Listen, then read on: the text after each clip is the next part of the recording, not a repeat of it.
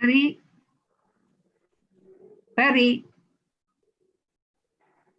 Fer. Dengar suara saya nggak? Kedengar, Dok. Dengar. Ini yang di sini hanya kita aja kan? Kalau yang peserta di luar ini kan?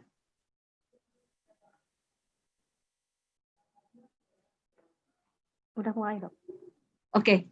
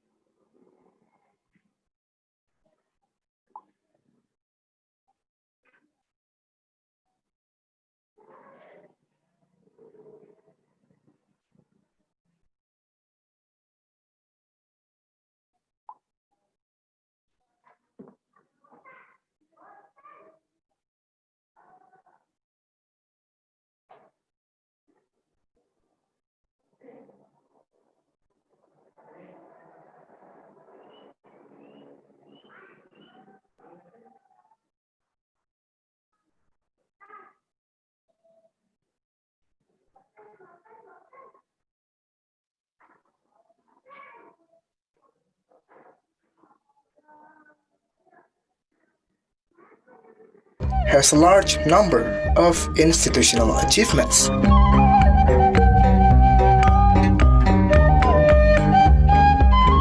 Such as status improvement as the incorporated higher education with A accreditation. This achievement is in line with the commitment of all policymakers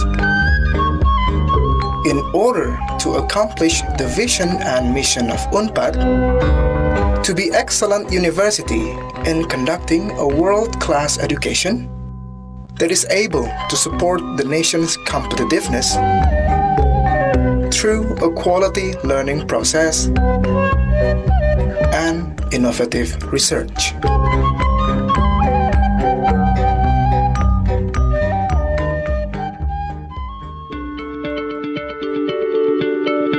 The representative learning facilities and strategic campus in the center of Bandung City, Bandung Regency, and higher education zone in Jatinangor, Sumedang make UNPAD as an excellent university in conducting education, research, and community services.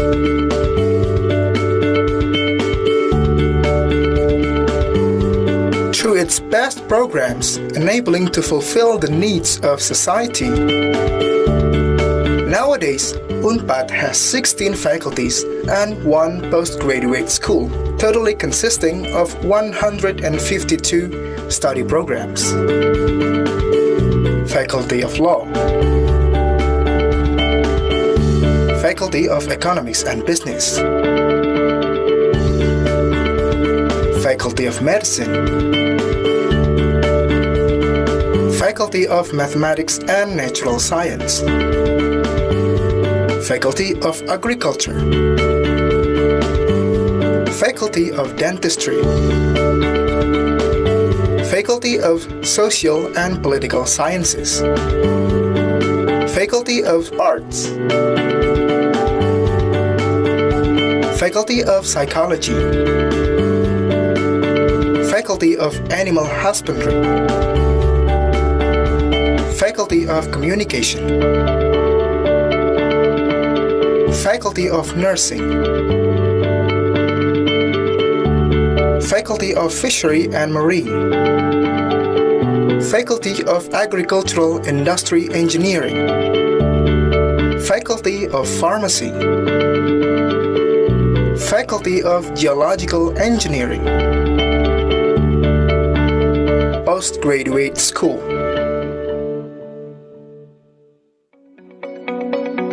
Realizing the importance of learning process, curriculum and learning method are continuously developed in order to adjust the dynamics of stakeholders' needs. Nowadays, UNPAD has used student-centered learning method. That is, learning method focuses on student as the base to actively involve in developing knowledge, skills, attitude and behavior with competence-based curriculum. Supported with professional faculty members and staffs, UNPAD is capable of generating competitive and characterizing graduates. Until now, it has registered 10,000 of students from all over Indonesia and hundreds of international students studying in Universitas Padjadjaran. To optimize the education and learning processes, UNPAD is supported with various representative supporting facilities such as library, Basic Science Service Center, Language Center, e-learning, Teaching Hospital, and Dental Hospital. In addition, UNPAD is also equipped with student dormitory, health facility, sport facility, campus transportation, banking, hall, and entrepreneurship facility. Such various facilities are supported with the utilizing of information technology.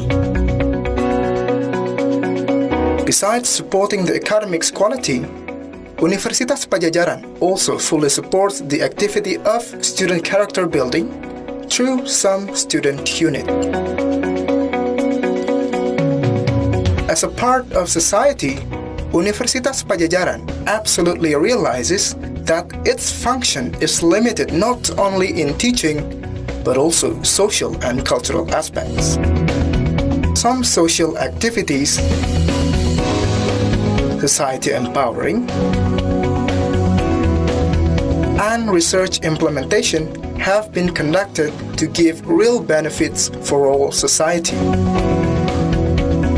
Universitas Padjadjaran, straightening and developing together with society. From West Java, for Indonesia, to the world, through SDGs.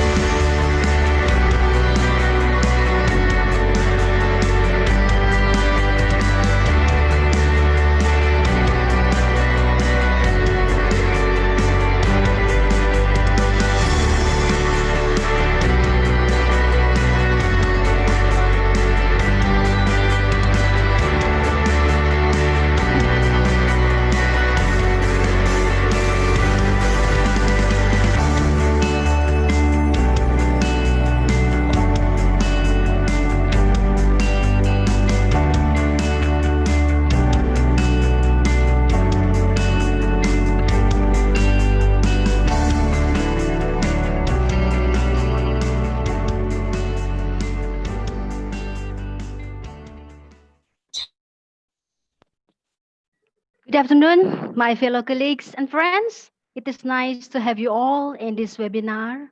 I hope that we all in good health and in good condition through this pandemic situation. I know you are still in work from home or maybe you're still studying from home.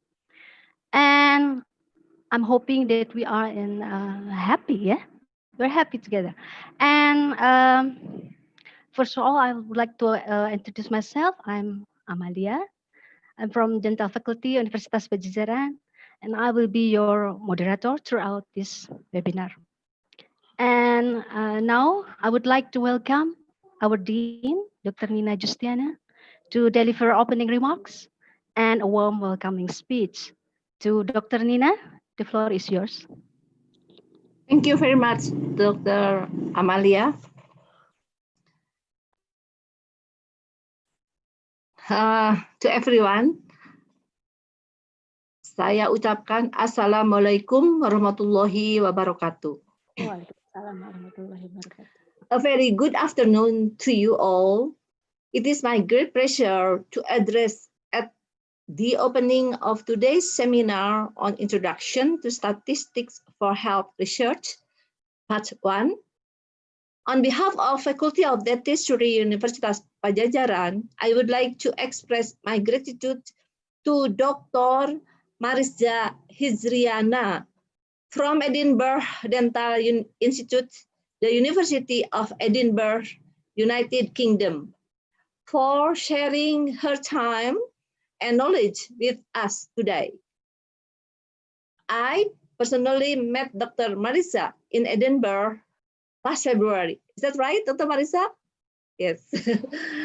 Just before the pandemic, when we were having a meeting on bilateral collaboration with Edinburgh Dental Institute.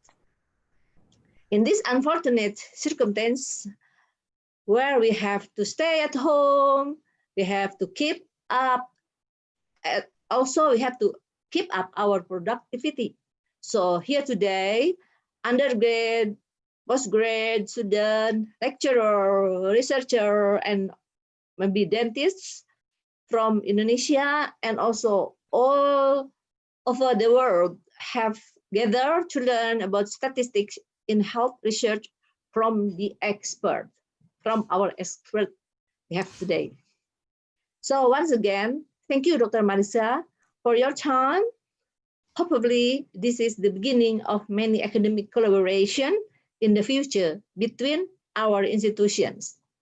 Ladies and gentlemen, enjoy the webinar. Thank you. Thank you very much, Dr. Nina, for this welcoming speech. And this webinar is impossible to be performed without the help of Dr. Eris Karyanti, the head of International Unit of Dental Faculty, Universitas Pajajaran. I would like to hear a few words from her. Dr. Eriska, the floor is yours.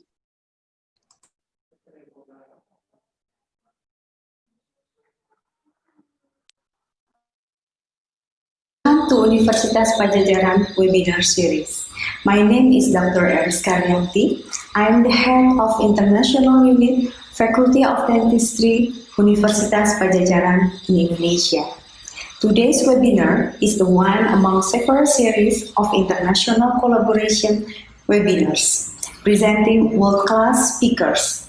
And today, we are very happy to host over 500 participants from Indonesia and other countries, including India, Canada, Netherlands, and United Kingdom, comprised of not only undergraduate and postgraduate students, but also lecturers and researchers.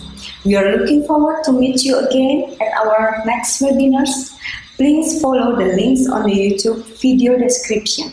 Stay safe and keep learning.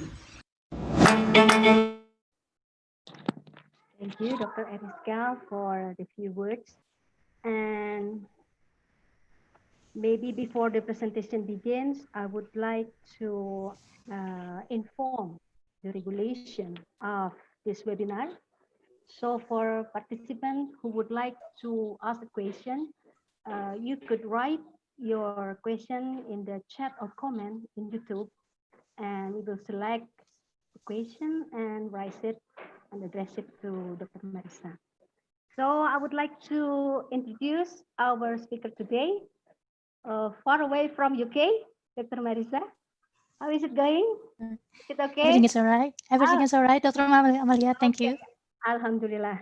Dr. Marisa Hijriana is from Edinburgh Dental Institute, University of Edinburgh.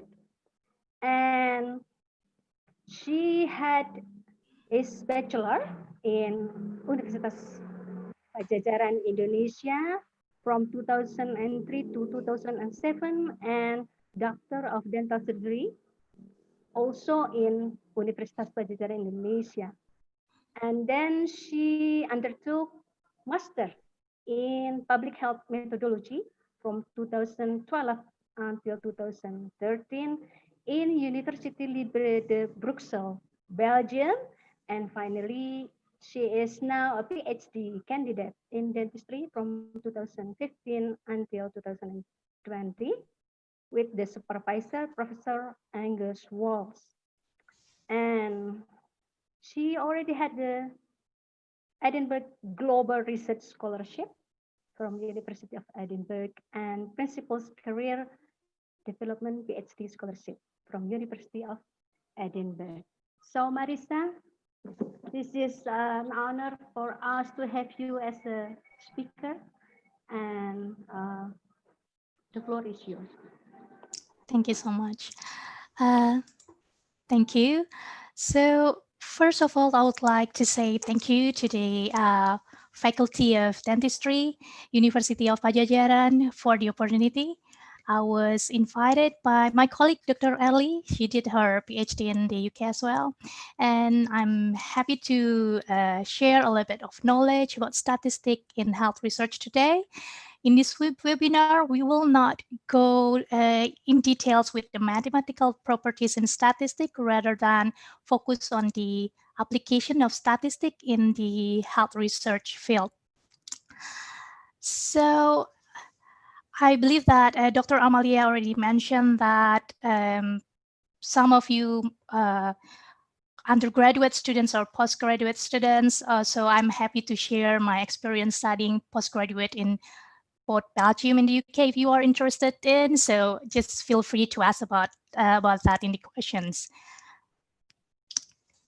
Now let us start with the content of the presentation. We will go through these 4 main points, and I also would like to remind you that each presentation has a page number that we can refer to if you have any questions about it. And I would also would like to check whether all of us are in the same page of the presentations. Now it's page 2, just for confirmations. Dr. Amalia?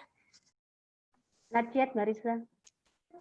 Are we in the page 2 right now? Not yet. Not yet. Okay. Wait a second. So how about this one? Not yet. Oh, it's wait. still you in the screen. Okay, all right. I would like to share that one. Not really sure that why the presentation is not okay. Wait a second. Share. Okay, that's it. That's it. Okay. Okay. Sorry for that then. No problem. Is that done? Okay. Yeah. So yeah.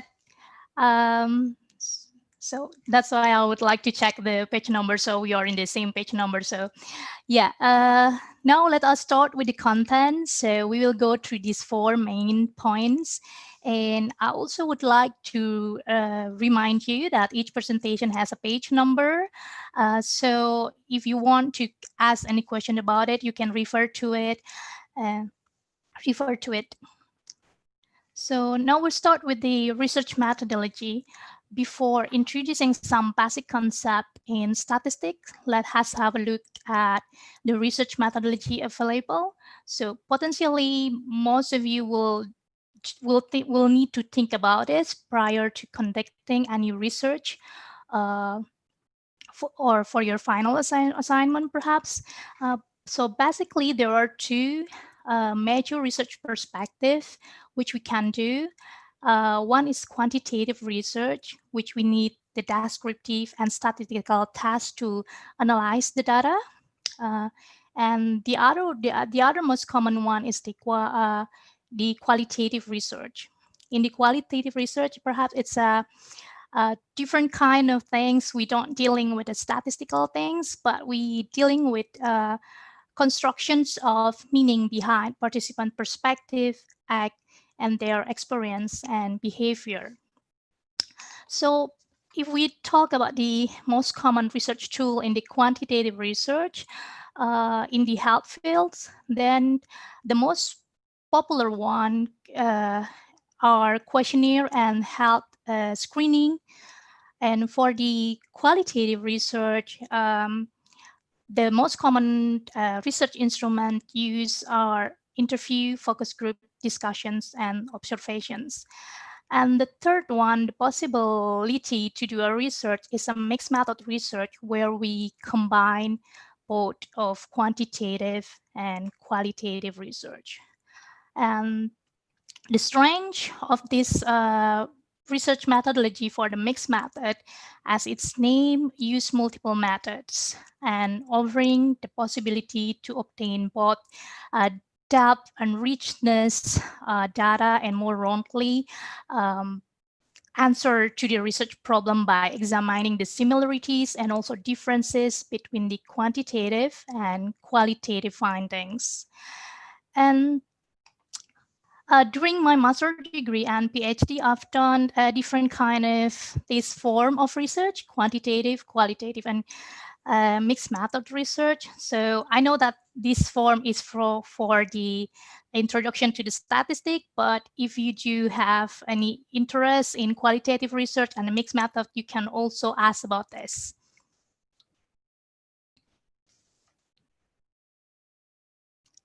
So this is just some brief examples that I would like to show you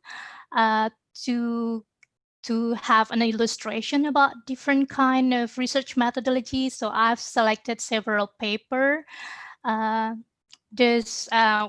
you are searching some literature related to your future research, you can straight away make assessment by their abstract, whether the paper use quantitative, qualitative, or mixed method research approach. In this example is the quantitative research.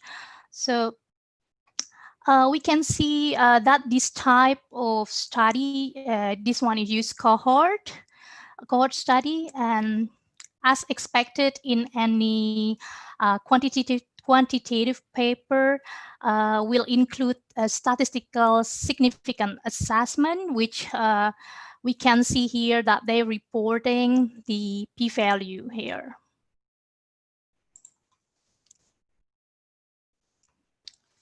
So this one is for the qualitative paper, and we can see that they use semi-structured interview as their instruments. Like I mentioned before, this one is the very common research tool used in qualitative research. The semi-structured interview means that the interviewer and researcher has a set of tools as a guide to conduct the interview, which normally we call interview topic guide.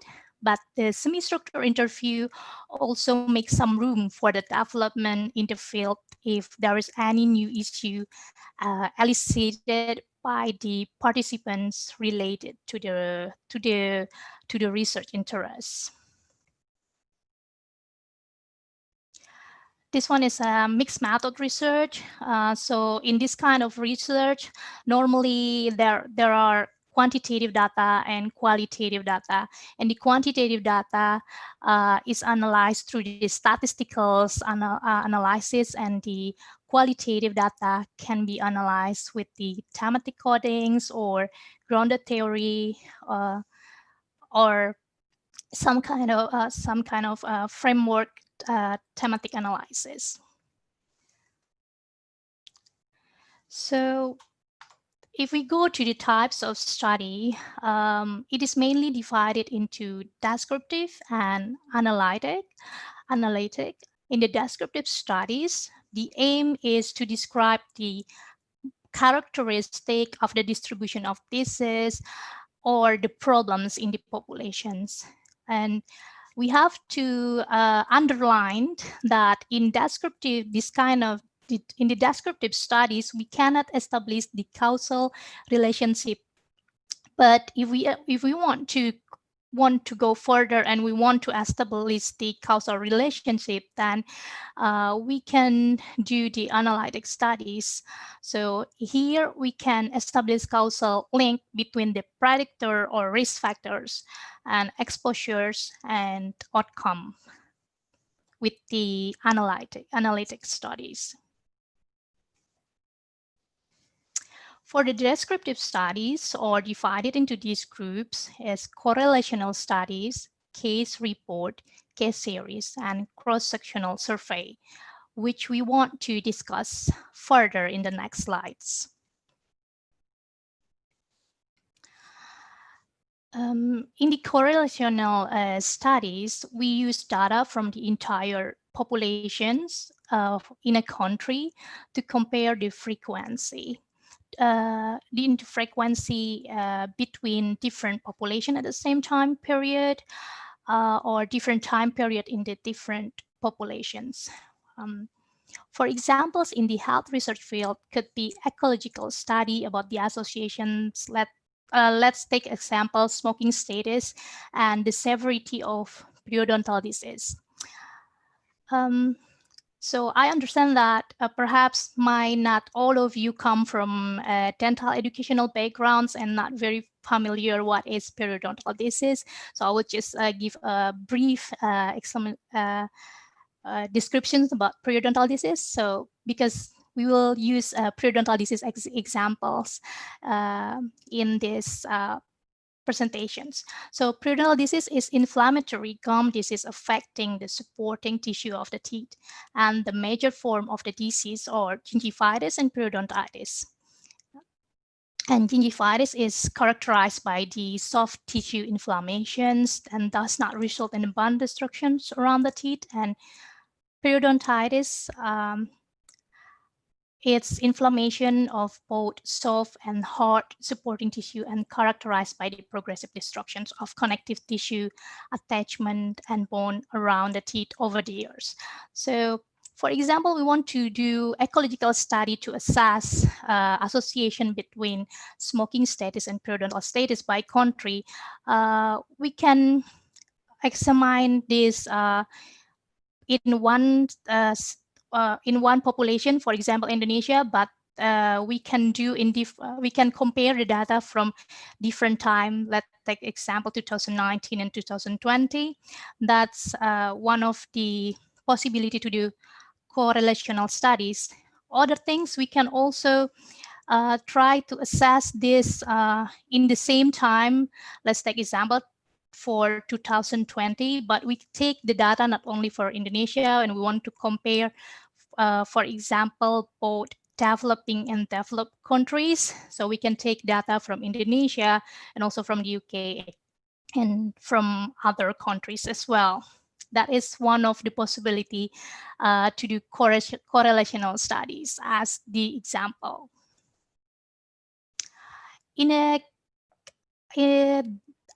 Another type of descriptive study is case report and case series. We can do this as well. Sure, we can in case report, we normally have only one study from one patient to be reported as case report, or we can do case series as well, where we reporting study from several cases. This kind of studies are done mainly when it is involve a rare disease or when we have a very limited information about a certain health issue or for a new disease. in the society, we can do this kind of study. For the cross-sectional study, is unarguably this one is the most common type of research performed in health science, and this study also known as survey study, with questionnaire and health screening as its common research instrument. One of the example that we can take for cross-sectional study, for example, we want to examine participants' health status by the health screening and also administer a questionnaire to collect information about their backgrounds. Normally in the questionnaire, we include socioeconomic background, their health-related behavior, and other exposure factors. And from this kind of study, we can get information about the prevalence of the disease and the descriptive statistic result as well. We can also see the relationship between the exposure or the risk factors and the outcome variables of interest by assessing the task of difference, which we will go further for this kind of test in the next webinar.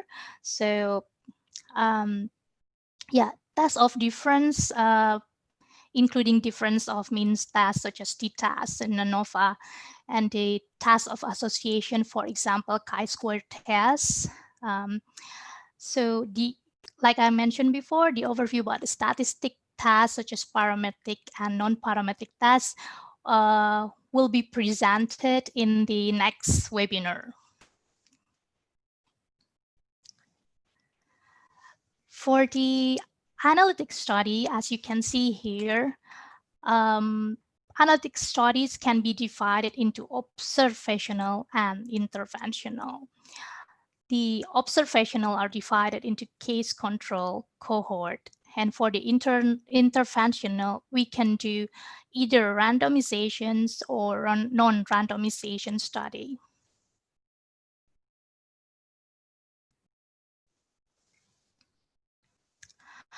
Now let's see the case control study. So in this case control study, I would like all of you to focus on the pictures, that this subject is selected on the basis of the outcomes, or we can say disease status. Then we study the frequency of exposure in the cases and control group. Let's see that the plus sign is the case and the negative sign is the control groups. And again, I would like to take example, for example, the smoking and severity of the relationship between smoking and severity of periodontal disease. We shall start our research in the case control study by looking at for people with periodontal disease, for examples, those with localized or generalized periodontitis as our case. And we want to look at the healthy individuals without periodontal disease as our control groups. Then we can search data about certain exposure for those in both case and group, such as smoking. So in this case control study, we study the retrospective study. So we assess the outcome of disease in the present time, and we look back to the past times about the potential risk factors, for example, such as smoking status. So this kind of study is more easier to do because it's not very time consuming if we compare to the cohort study. This one, we move forward to the cohort study. So in the cohort study, we study starting from the exposures. So we selected the participants based on the risk factors or exposure. Then we will study the outcomes after. Sometimes it can be years or months, depending on our research purpose. And then we follow our participants to the future, let's say 2 years after the exposure assessment, and see whether they develop any disease or not. The limitations of the cohort study, it is time consuming, of course, because we need to follow our research participants through the years. And also, this kind of study need a higher research expenses. While the time-wise is more shorter if we do cross-sectional survey study or case control study. And also the cross-sectionals and case control study relatively inexpensive if we compare to the cohort study. For the interventional research, it can be randomized and non-randomized clinical trials, and so it can be randomized and non-randomized. So investigator control the predictor variables, which can be some kind of intervention or treatment, for example, like this. And they see the effectivity of the interventions or treatment groups in the treatment groups and the non-treatment groups. Normally in the non-treatment groups, researchers use placebo. Placebo is the substance which is designed to have no non-therapeutic value. But the use of placebo in clinical medicine raises some ethical concern as well, especially if there are potentially a better active treatment. So this need to be considered before conducting this kind of research.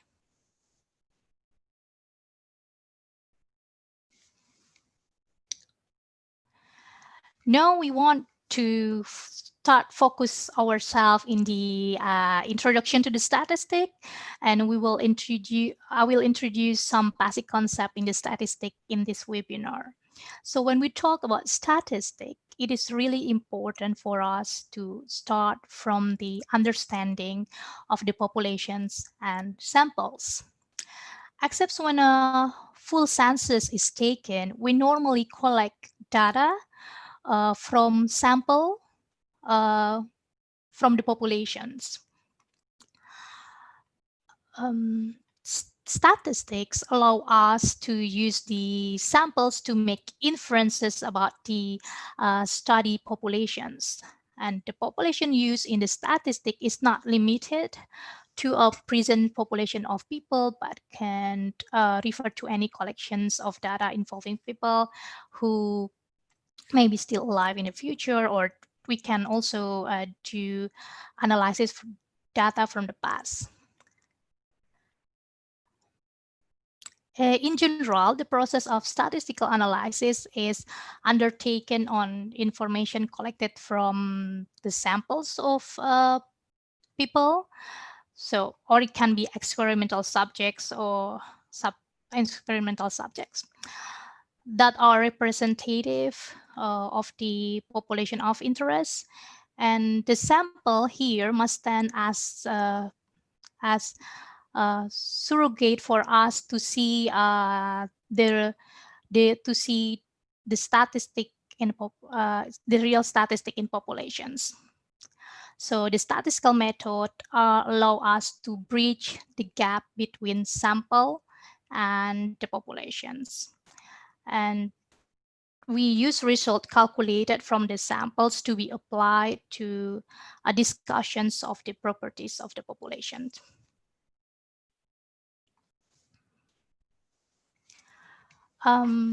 Broadly speaking, the main divisions of the types of variables can be categorical and it can be numerical variables.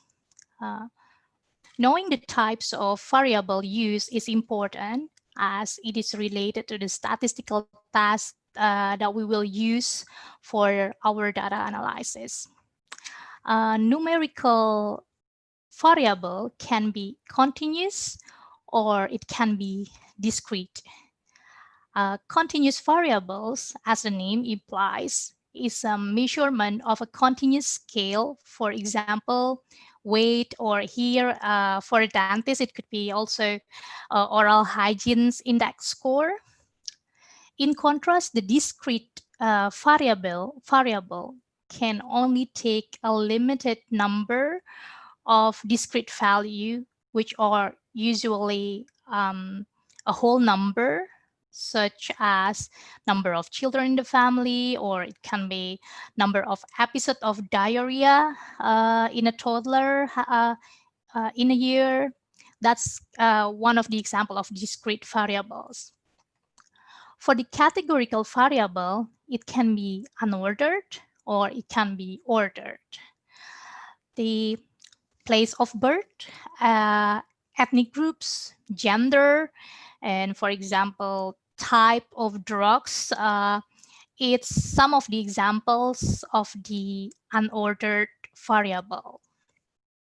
In ordered variables, although it is non-numerical, but it can be considered to have natural ordering, such as, for example, here is social class. So this social class can be divided into very deprived, middle class, affluent, and most affluent. So it has order, although it is not numerical. Or in a dental field, it can be the assessment of the tooth conditions. Normally, we categorize the assessment of dental condition with the DMFT score is done to see decay, missing, and failed teeth. So, and normally we categorize our DMFT score into very low, moderate, and high score. That's one of examples of the ordered categorical variable as well.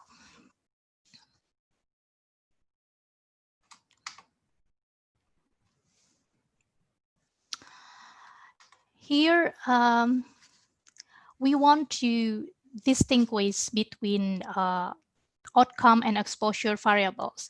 We already know type of variables in the previous slide described before. So in order to choose appropriate data display and statistical methods beside the types of variables, we also need to know which one is the exposure variable and which one the outcome variable of the interest. The exposures or risk factors is the variable which may influence the occurrence of the outcome variables. For example, the occurrence of a disease of interest. While the outcome variables is the focus of our attentions, whose its variations and the occurrence we are seeking to understand. With statistical analysis, we want to assess the magnitude or the significance of the relationship between one or more exposures variable to the outcome variables. In this table, I've put some examples of the possible exposures. For example, we want to assess whether brushing habits as a risk factors can influence the occurrence of the decay, missing, and filled teeth. And we can also assess the brushing habits and the severity of the oral hygiene index. So this is just one of the examples of the exposures and variables. Another examples, for example, that we can do is in the second example is whether there is access to clean water supply. This one is the categorical variables in relations to the outcome variables. For example, we are interested with the number of diarrhea episode experienced by toddler in a year. So it's just to give you some illustrations about the possibility of exposure variables and outcome variables. And it is very important to know this from the start of your research to differentiate which ones is the exposures and what is your outcomes of the interest.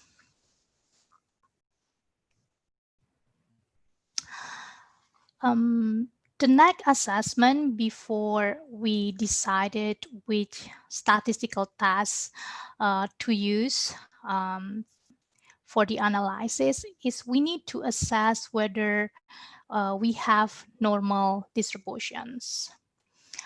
Assessing the normal distribution is very important in statistical analysis because it is not only give a good empirical descriptions of the distributions of the variables, but because it is also occupies a central role in statistic analysis. And as of course, assessing the normality distribution is the essential step that we need to do in the first as our first step, analyzing the statistical analysis, assessing the quantitative data. And by assessing the normal distribution, then we can know whether we need to do we need to perform parametrics or non-parametric statistical tasks. And we need to think the normal distributions if we have a numerical variable as our outcomes. We did not need to assess normal distribution assumptions if our outcome of the interest in categorical variables.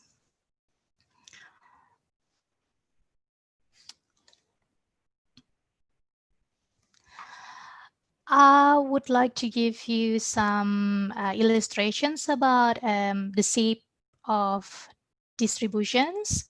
So these figures shows three common shapes of frequency distributions. As you can see, the figure A, in figure A, we have normal distributions, and we can see that the shape is symmetrical, and this shape also well known as a bell shapes. So the bell is, we can see the bell sometimes can be tall and narrow for small standard deviations, and it can also be short and wide for large ones. In normal distributions, mean and median are relatively similar number. We will discuss about the mean and median in the next slide. But here I would just want to give you some notes that normally mean and medians are relatively similar in the normal distributions. Figure B, if we can see the figure B, in figure B, we have skewed distributions in positive directions, where a mean is normally not in the peak, but it's normally in the right peak of the distributions, and the long tail is in the positive directions for the positively skewed distributions. We can also have negative skewed distributions. In negative skewed distributions, normally mean is in the left of the peak and the long tail in the negative directions. And I also would like to highlight here that in a real data collections, it's quite common for us to find that our data has a skewed distributions. So it's not always very ideal with normal distributions. So that's why we need to assess this before we perform any statistical analysis.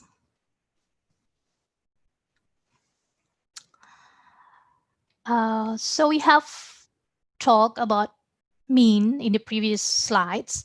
So mean is the most likely measures of central tendency that most of you familiar with, I believe. And we often call the mean as the average. But there are other measures of central tendency, with namely median and mode. A measure of central tendency itself is a single value that attempt to describe a set of data by identifying the central positions within the data set. They also can be considered as a summary statistic, because in normal life, people often ask what is the average of your data or the mean of your data. So this kind of summary, the summary statistic that we are familiar with. And three of them, the mean, median, and mode, are, of course, is a valid measures of central tendency, but under different conditions. Some measures of central tendency become more appropriate to report than others. That's why we need to know what is mean, median, and mode, and which one we need to report. The mean is the sum of all the values in the data set divided by the number of values in the data set.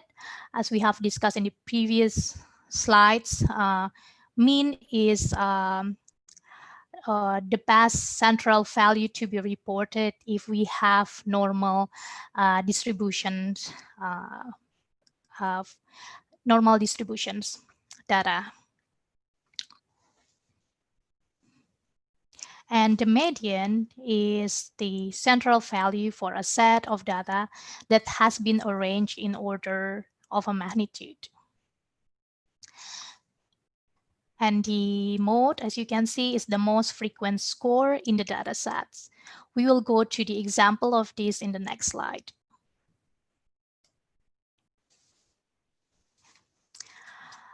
Now we want to know when we can report mean, medians, or mode.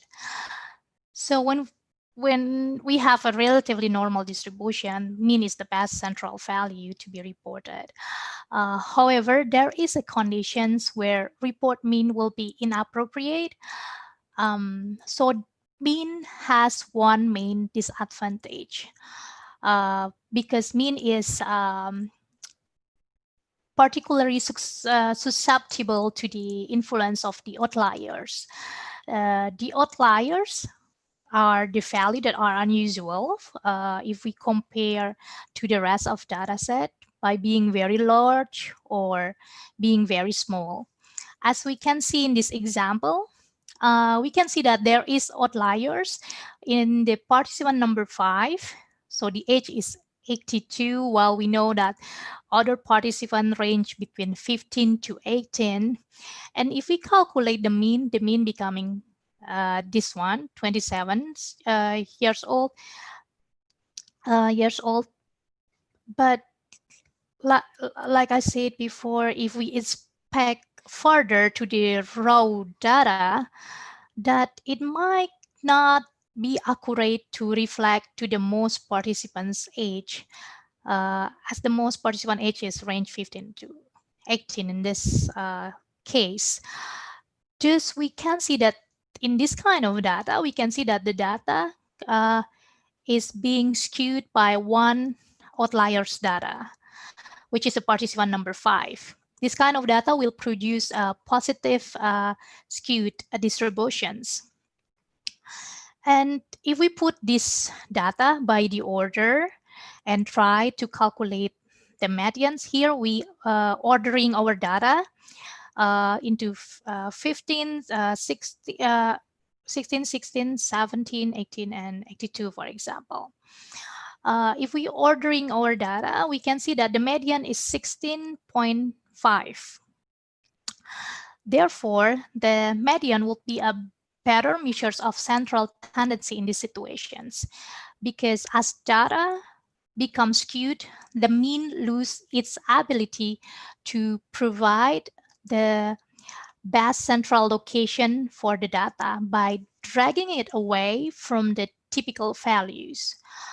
However, the median can retain these positions, and the median is not strongly influenced by the skewed value.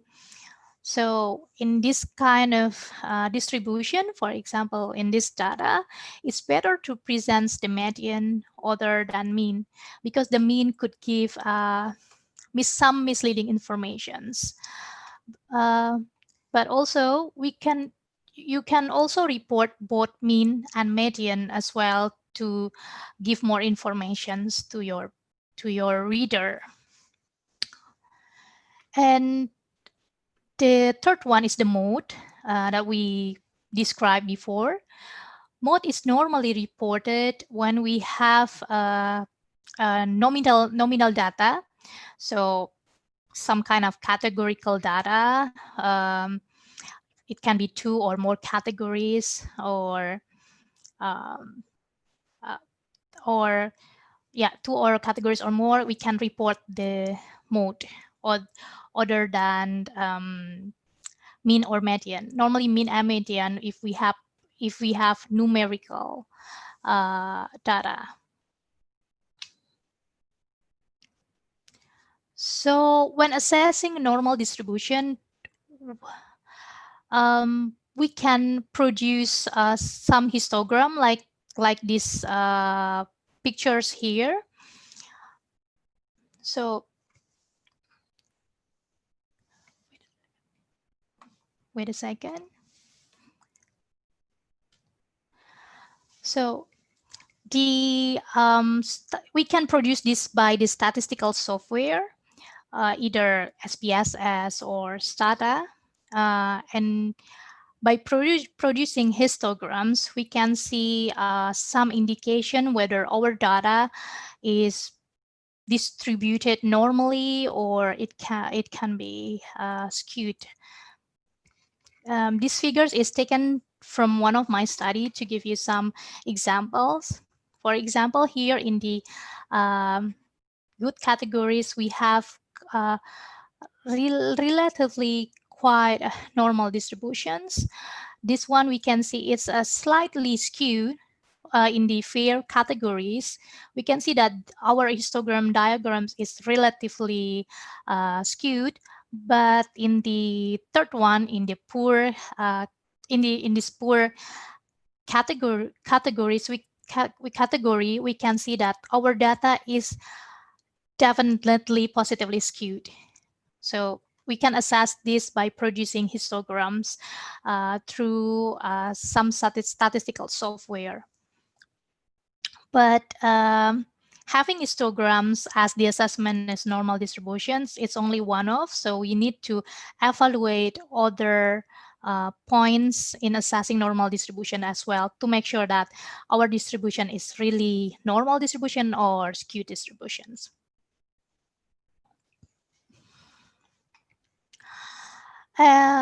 One of the things that we can assess is box and whisker plot like this. It's useful as well to determine whether we have normal or skewed distributions. So the box is drawn from the lower quartile and the upper quartile. So if we see that the lower quartile chosen here means that it has 25% of data below, and 75% data above it. And the upper quartile here is chosen to place that it has 75% data in the bottom of it and 25% data above it. And the length between the lower and upper quartile gives what we call interquartile range. And the interquartile range can be obtained by upper quartile divided by the lower quartile. And the horizontal line here is the medians, and in this medians is the central value in this box and whisker, and it gives information such that 50% of data will fall in the bottom of the median, and 50% of data will be on the top sides of the medians. From this figure is this kind of figures is normally produced from normal distributed data. We can see that everything's look ideal here, but we can also have outliers in our data. So I will show you the example of it in the next slide. So here, as in these illustrations, is positively skewed data. We can see that the data looks skewed by this, and we can see that we do have some outliers, outliers in the top end of this figure. So we can see that this kind of figure can be produced by the positively skewed distributions data. Also, this box and whisker plot can be produced by the SPSS or Stata software for the analysis. So it is important for you to run the normal distribution assessment in your statistical software to get the evidence of normal distributions confirmed by these several points of normal distributions assumptions. Another things that we can do to see whether we have a normal distribution, we can produce what we call QQ plot. So if the data normally distributed, the data points, our data points will normally close the diagonal line as these illustrations. And it can be also skewed. We can see that the data is not looking very nice in the second pictures. It's looked that it gives illustration that we have a skewed distribution shape. So it's not close to the diagonal line in the second pictures. So the fourth one, when we want to assess the normal distribution, the next one, we can see the absolute skew value and kurtosis value. And this value can be produced through the statistical software as well. The reference of a substantial departure value from the normality for the absolute skew value is value greater than 2.1. If you run some skew value and absolute kurtosis value in your statistical software and you found that your absolute skew value is larger than 2.1, it gives some indication that your data has departure from the normality. So it gives some indication that you have a skew distributions. And for the absolute kurtosis, larger than 7 may be used as a reference value for determining substantial non-normality to your data. And finally, after we assess the 4 points what we discussed before, which involve histograms, box and whisker value, QQ plot, and also the absolute skew value and absolute kurtosis value. We can have some evidence whether we have a normal distribution assumptions or we have a skewed distributions. Like we have discussed before, this is the first step for us to analyze statistical data. So this normality of the distribution assumption is the essential one before we can decide whether we're going to perform any parametric or non-parametric tasks. The parametric tasks that you normally, perhaps some of you already familiar with, the parametric task could be t-task, ANOVA, and the non-parametric task can be Kruskal-Wallis task and Wilcoxon task, for examples. But we're not going to discuss about the statistical task yet in this webinar. We will discuss further some of the basic concepts of statistic and the statistic task in the next webinar. So in the next webinar, we will see some basic concept including measure of variation. So in the next webinar, we will focusing ourselves in knowing what is the difference between variance, standard deviations, standard error, and what is null hypothesis, and p-value, which reflected to the significance of some relationship between our risk factors and the outcomes. And we will also discuss about confidence level and confidence interval, and we'll have some overview of parametric and non-parametric tests to be used in the next webinar.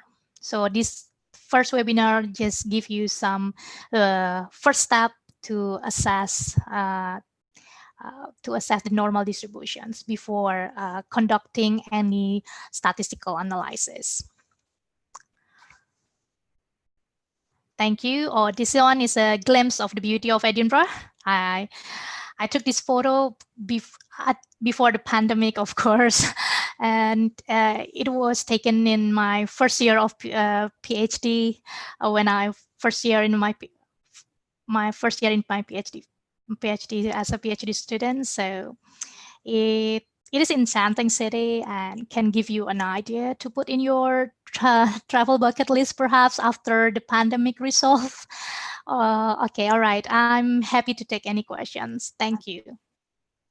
Thank you very much, Dr. Marisa, for this excellent, fascinating presentation. First of all, I would like to remind all of the participants that the post-test quiz will be terminated 1 hour after the webinar. So please kindly fill it in the quiz before it ends. Now, ladies and gentlemen, now we come to the questions and answer session. Please, Dr. Ellie, could you share the question that arise during the presentation from the participants?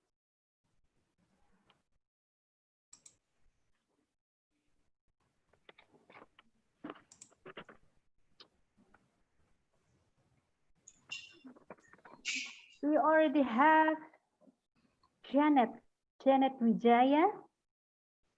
Janet Wijaya. She was wondering about the data analysis in non-parametrical way. Yeah. If we continue our data analysis in non-parametrical way, does it mean our research or our data is flawed? Okay, so it appears because it means we have an abnormal data distribution. Thank you. Thank you for the question. So having non-normal distributions data, that's mean it's valid as well. That's mean your data is valid as well. And like I mentioned before, having a skewed distribution data is quite normal in normal life. When we collected data, things sometimes our data is not ideal, it's not fall into normal distributions. So having skewed distributions does not mean your data is flawed, or does not mean you cannot publish your research. It is still a valid data, and performing non-parametrical tasks is also valid in a statistical analysis. The things that you have to consider before, why you have to consider whether you have a normal distributions and non-normal distribution to choose a different kind of tasks, whether you're going to do parametric tasks or non-parametric tasks. But both of them are valid. And also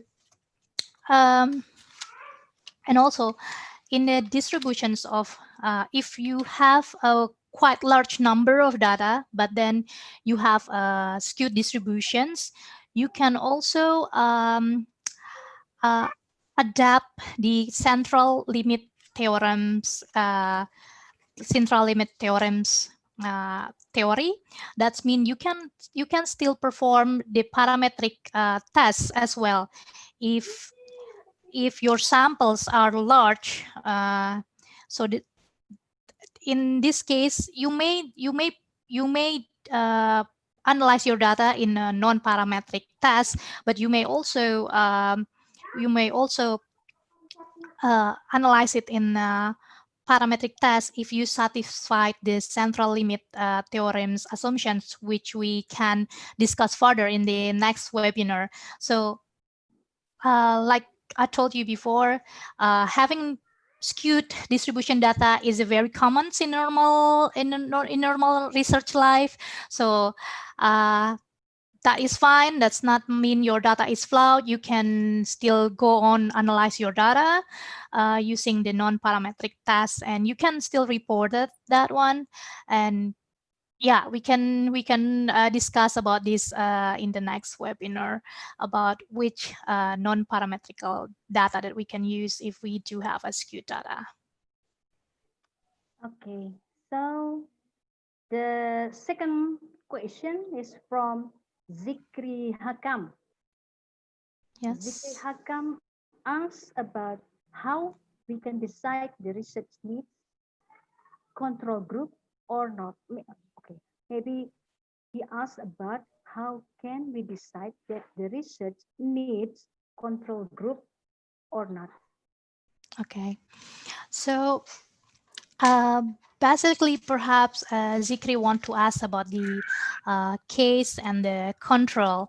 It's just one of the type of research where we divided our participants into the case one, the one with disease or any kind of outcome research of interest, and the one with the control is that's mean the individual is healthy, and we want to compare whether some risk factors is really affected the one or with the case more than the one in the healthy individuals. It's not all the research need a control group as well. Of course, it's not all the research need divided to case and control group. For example, in cross-sectional research, we started from a very general populations, and we did not divided our participant into case and control. So we start with the general participants, and we will examine, for example, their health. For example, in the dentistry, you can examine their decay, missing, and failed teeth. And then from your questionnaire, you will get the data from, for example, their socioeconomic backgrounds or their behavior related to maintaining their oral health.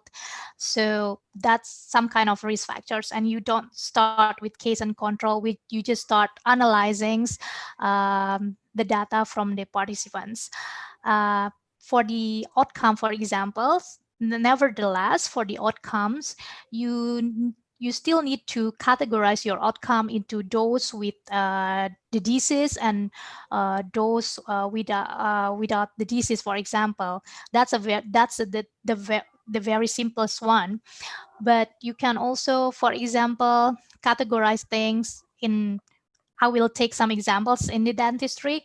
In a periodontal disease, you can group your participants into the one who have a healthy periodontal conditions, and the second group could be the one with localized periodontal condition, and the third one is with the one with generalized condition. So that's mean your outcome can have more than two groups, more than yes or no, more than with the disease and no disease. But you can also have stratified outcomes. For examples, like I mentioned before, you can have a healthy individual and the one with localized periodontitis and the one with generalized periodontitis as your outcomes. So it's really depend on the type of your study that you choose. So you're not always need to start your research by looking at someone with the disease and someone with the healthy condition. So it's really depend on the research that you want to do. Okay, Thank you. you for the answer. Now, maybe I would like to ask for myself. Yeah. So continue to non-parametrical analysis.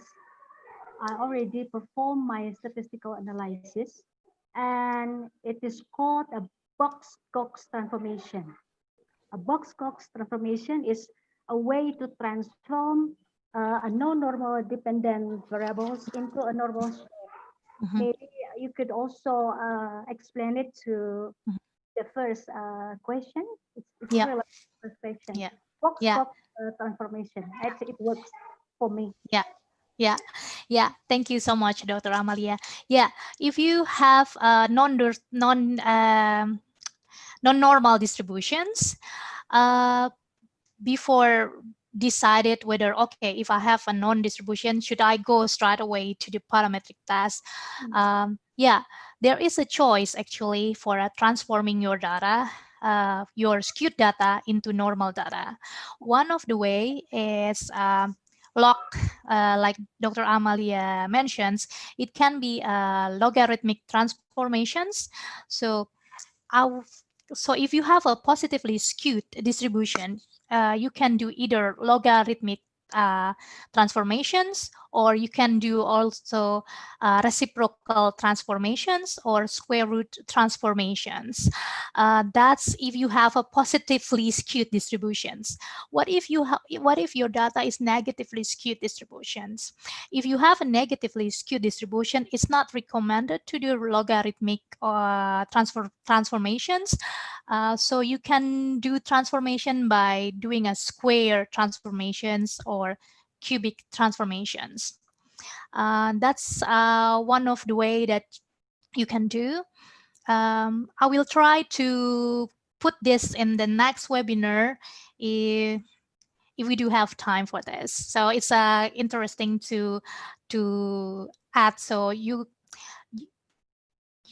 do have a choice whether you're going to transform your data. If you transform your data through the logarithmic or reciprocal or square root, and you obtain a normal distributions, you can also perform your analysis in normal distributions. But if after you transform your data is still show a skewed distributions, then that's the indication that you use the non-parametrics test. Thank you. Okay, so no normal data is not the end of the world. No, definitely not. Definitely not. It's still a box, yeah, a box transformation to convert the non-normal data to normal data and analyze it with parametric analysis. Yes, yes. So that's one of the way that we can do. Yeah. Okay, maybe we still have time for another question, Dr. Erli. This is from Try Exact.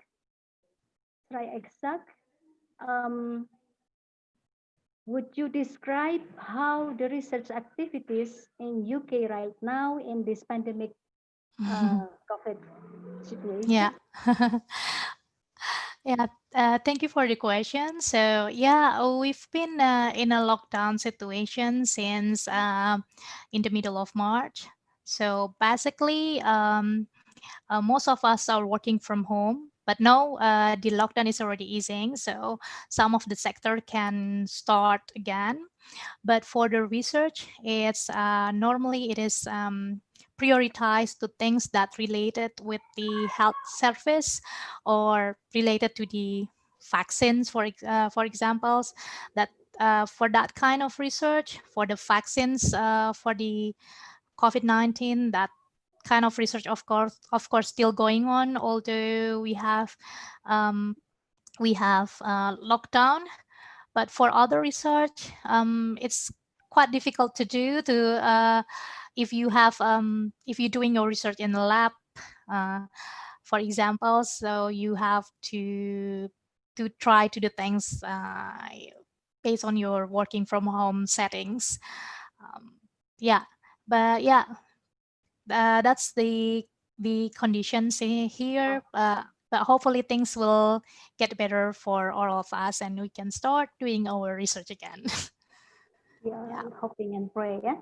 Yeah. And maybe the last question from Dr. Eriska. If I don't take it, I will be fired. Okay. Right. She asked about the differences between true experimental and quasi-experimental. Experimental, because we in Indonesia are familiar with these terms, true experimental and quasi-experimental, and maybe randomized or non-randomized control trial is not really well known here. Yeah. Yeah. Actually, uh, can you give some examples that you mean about that? For true experimental, they will have to have three criteria, like replication, randomization, and maybe control group. But for the quasi-experimental is a research method that is lacking one or two of these three requirements. So maybe they don't have a control group, or they don't have randomization. Maybe this is the old name for randomized and non-randomized control trial. I don't know, but maybe you have your expert opinion for this. Yeah. So actually, like I told you, some research in ideal situations, we can do uh, for example, the randomized research. In the ideal situation, we can divide our participants into the one who get a treatment and the one who did not get any treatment. But you can also do, for example, if it's not that it's not ethically approved if you do research and divide it to the one who get treatment and the one who did not get treatment. That's mean you can still do your research by not dividing into that two groups, because we know that some of the research, it will be unethical if we do some exposure and non-exposure. For example, we cannot ask someone to for example, in the case we want to ask someone to smoke every day 10 cigarettes, and the other side it's we ask them to not taking any cigarette, for example. So some of the research is depend on the ethics. So it is also possible, like Dr. Amalia said, to not have any control groups, is because some of the research we cannot it will be unethical for us to give someone placebo, for example, if we know that there is a treatment that potentially will help cure the disease, for example. So we can do both of them, and both of them are completely completely fine. So it would be a non-randomized trial or a non-randomized control trial, I think. Yeah, it could be like that. Yeah. Like that, okay. And you have a lot of fans here, Dr. Marisa, because we still have one question left from Yeah. Ragasendra H. Can you tell me what is the difference between variable data, discrete variable, continuous, and unordered? Yeah. Yeah. So data. So previously we talked about type of data. So uh, can you put the questions on again so I can read it? Okay. Could you Yes, Dr. please? Arlene. Yeah. Yes. Yeah. So you asked about continuous, discrete, and the difference. Okay. Okay. Yeah. So so when we go to the assessing our variables, like we already discussed before, the types of variable, we do have categorical and numericals. For the continuous, it's something that is in a continuous scale or in a ratio, for examples. So it's not in a whole number, that the continuous variable. The continuous variable is very common in our research. For example, weight. If we weight our scale, that is one of the continuous variables. And another things is blood pressures is a continuous variables. The how we can differentiate between continuous and discrete. The discrete is normally in a whole number, such as number of children in the family. We can say 1, 2, 3. But if someone asks about your weight, you can have uh, uh, 55.5, or you can have 60.2 kilograms. That is one of continuous data. In discrete, you usually has a whole number. And also, normally, if you try to assess the distributions of the discrete data, you will have a skewed distributions of data. That's normally it's happen quite common. If you have a discrete data for your outcomes, then you will have a skewed value. But again, skewed value is definitely fine. You can still going on and doing the analysis. And you asked about the unordered variable as well. So in a categorical types of variable, there are unordered and ordered. So unordered means yeah, it's there is no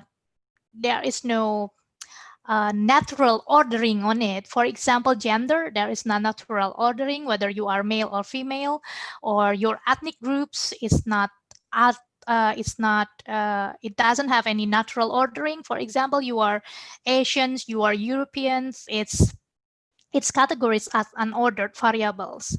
But the other categorical variable is ordered. Means, although it is in non-numericals, but it's considered to have natural ordering. For example, we can take the tumor size. Tumor size can grade it into small, medium, and large.